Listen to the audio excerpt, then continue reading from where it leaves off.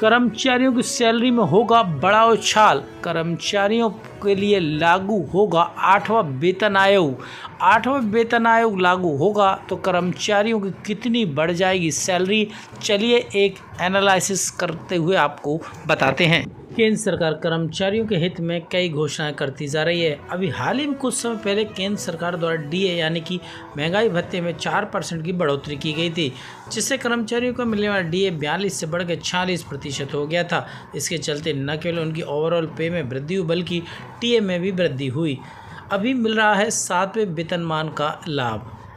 हम बात करें कि सरकार 2026 तक 8वें वेतन आयोग लागू करने की तैयारी में है। रिपोर्ट्स के अनुसार सरकार 8वां वेतन आयोग लागू करने की तैयारी है।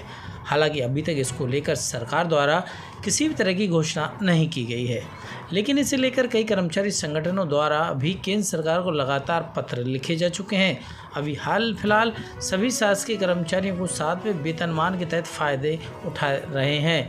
खबरों की माने तो यदि केंद्र सरकार 1 जनवरी 2026 से 8वां वेतन आयोग लागू करती है तो इससे कर्मचारियों के वेतनमान में 44% की वृद्धि हो सकती है। इतना ही नहीं, मिलने वाला फिटमेंट फैक्टर भी 3 गुना से ज़्यादा बढ़ जाएगा। कितना होगा 8वें वेतन आयोग कमीशन में फिटमेंट फैक्टर? फिटमेंट फैक्टर से ही साथियों कर्मचारियों की सैलरी में उछाल आता है।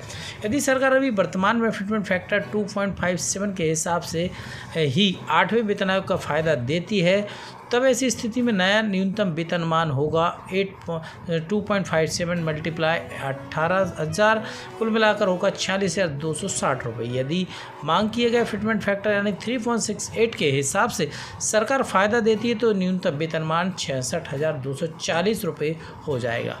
कर्मचारी संगठनों द्वारा ये भी मानना है कि यदि 8वां वेतन आयोग की मांग की स्थिति में लागू कर दिया जाता है तो सरकारी कर्मचारी को न्यूनतम वेतनमान 25,000 होगा, जो अभी 18,000 रुपये है।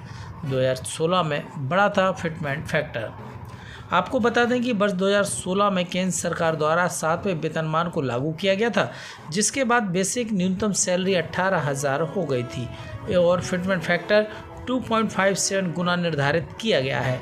अब कर्मचारियों द्वारा फिटमेंट फैक्टर 2.57 से बढ़ाकर 3.68 गुना तक किए जाने की मांग की जा रही है। माना जा रहा है कि इससे सरकार 3 गुना तक वृद्धि कर सकती है।